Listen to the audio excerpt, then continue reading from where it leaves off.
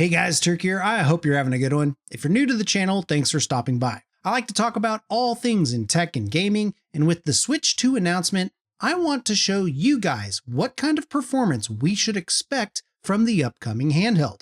Now, this is my third attempt at making this video, so let's set the stage.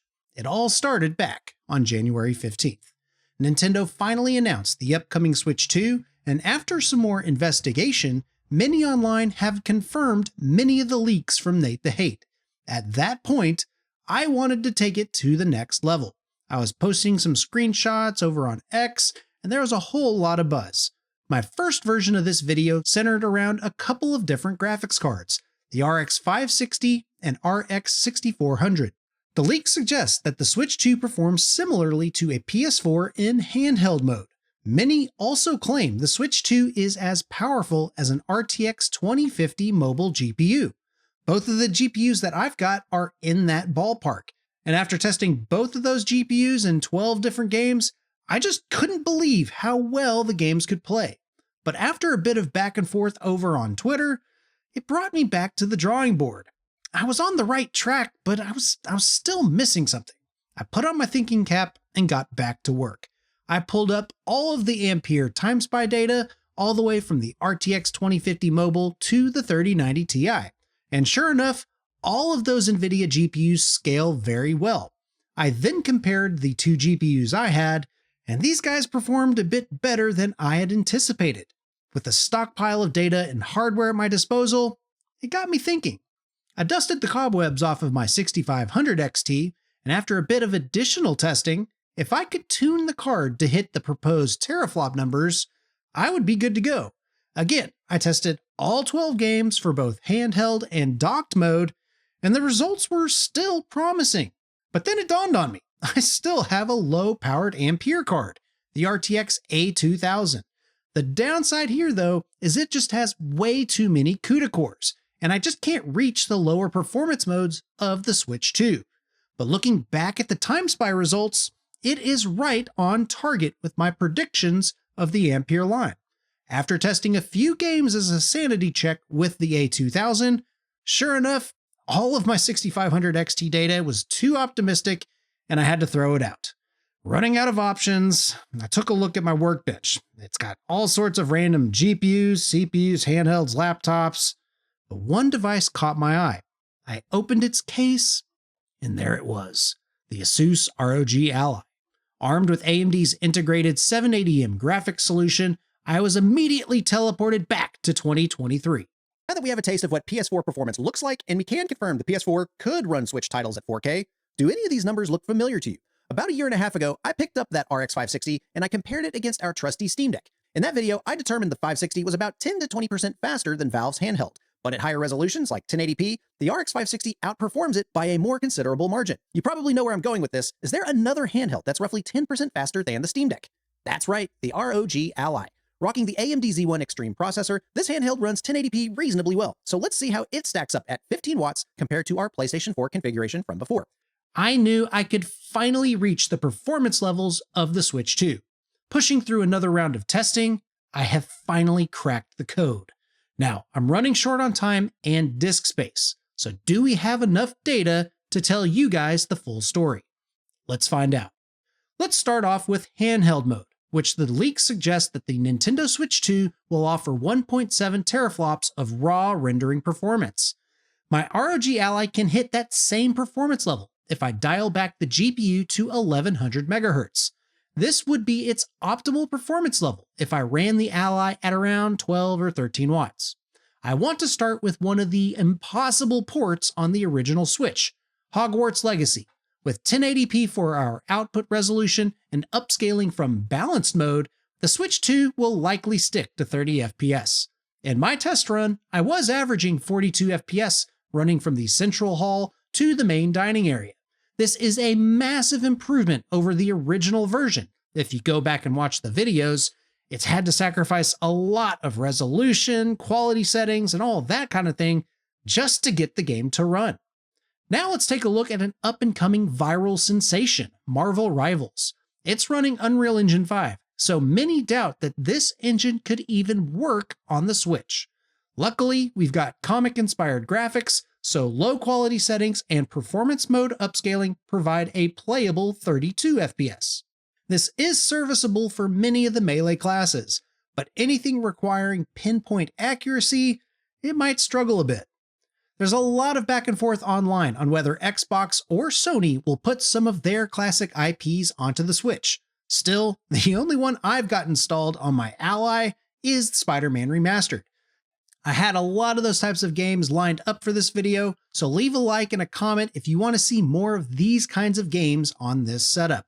Now back to Spider-Man. Swinging through downtown New York gets us a unstable 33 FPS. However, I'm using Digital Foundry's optimized quality settings, so we could improve things by turning down the shadows or dropping screen space reflections altogether. Also, dynamic resolution will save the day here, with a preferred resolution floor of about 33%. I've previously tested Black Myth Wukong in limited RAM scenarios, so it should work even better on the Switch too, right? Well, instead of hitting RAM issues, we're just running out of horsepower. 1080p with performance mode upscaling only manages 29 FPS on average, which could be playable as long as the frame times get ironed out. Now, maybe it's just me, but thinking about Black Ops 6 on the Switch just feels wrong. But it's one of the best-selling games out there, and you know Activision wants a piece of the Switch 2 pie. So let's see how it runs. I'm going to start out with balanced quality settings and upscaling for a bit of a baseline.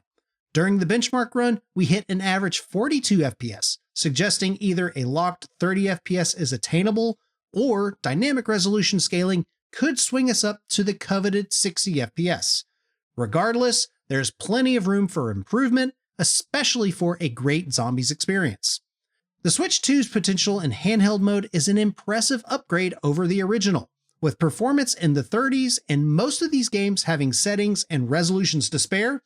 Things could only get better. And keep in mind, if we're on an 8-inch screen, a lot of the quality issues might not be as big of an issue as you'd think. Now, let's crank up the clocks and see how dock mode will perform.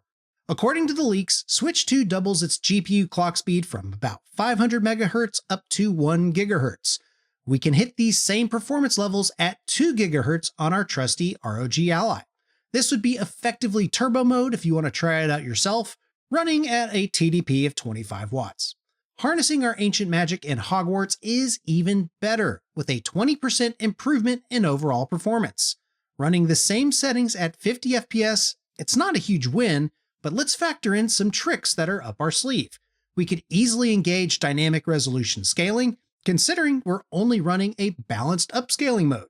Also, we could lower some additional settings without significantly impacting the visual experience. Let's not forget that this title loves NVIDIA hardware, so DLSS and improved compatibility could make the gap for a 60 FPS experience. Marvel Rivals also hits a significant performance improvement.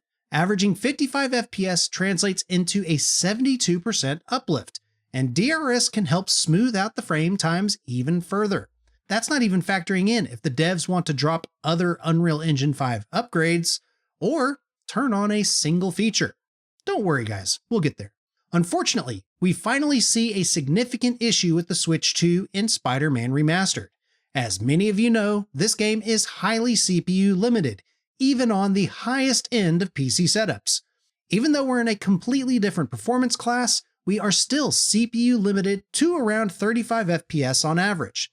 This makes a lot of sense, so let's hope the alleged ARM A78 cores on the handheld can pick up the pace. Black Myth Wukong also sees only a modest performance improvement, up to 38 FPS on average. Again, it's not a massive improvement, but it offers a smoother experience with potentially better resolutions with DRS. And, as we'll soon see, there's another feature that would really help out. Black Ops 6 is by far the best showing of docked mode so far. Averaging 58 FPS again shows promising results for use with dynamic resolution scaling. Since we're nearly hitting 60, tuning any setting lower will only make the experience even smoother. So, docked mode is a decent improvement over handheld mode, but it's no silver bullet unless we consider a couple of secret weapons. When it comes to the Switch 2, obviously, we will see an overall improvement. From all the testing that I've done with this class of hardware, it is clearly better than the original Switch. Handheld mode will be capable of running modern titles at moderate quality settings, albeit 30 FPS. This might seem like a loss, but many Switch titles are already running at this level. Nowadays, PC handhelds consider this to be the bare minimum, so the Switch 2 can do just that. And keep in mind, we're running modern AAA titles. If we look back to what's available on the Switch, this is a huge upgrade. Docked mode, though, it's a bit of an enigma, truth be told. Performance is almost there for 60 FPS in some titles, but in others, it's just not enough to get us there. However, the secret ingredient in all of this is frame generation. Let's take a look at Black Myth Wukong on the PS5. Frame generation is enabled by default, allowing the developers to optimize their resolutions and quality while leveraging the technology to pick up the slack. You better believe Nintendo has this in mind, even if they didn't manage to backport the optical flow engine into this Ampere solution. Going forward, I hope that developers are building in AMD's FSR3 frame generation. It will be a huge benefit for this little console. And that brings up a good point. The titles we're looking at today are third-party, not Nintendo first-party. As we would expect, Nintendo studios have had their hands on this hardware for quite a while, and they surely are designing their games with this limitation in mind. Thankfully, this time around, the Switch 2 has enough headroom to allow their devs to innovate and leverage this hardware for some fantastic titles. With the alleged 12 gigabytes of memory and bigger and faster solid-state drive, you'd think that new games coming from Nintendo will be even better.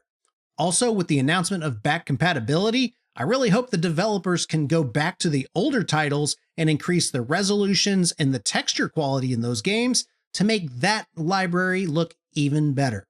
So, what do you guys think? Do you want to see how the Switch 2 could handle even more titles? Let me know what games you want to see down in the comments. As always, I put polls over in my community tab to let your voice be heard on what content is coming your way. As always, I appreciate you sticking to the end of the video. I hope you've enjoyed it, and I'll catch you guys in the next one.